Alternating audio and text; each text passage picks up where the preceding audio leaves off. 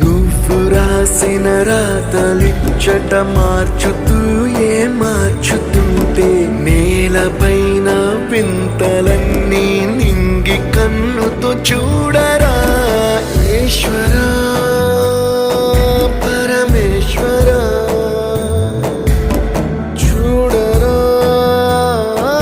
ఎటు చూడరా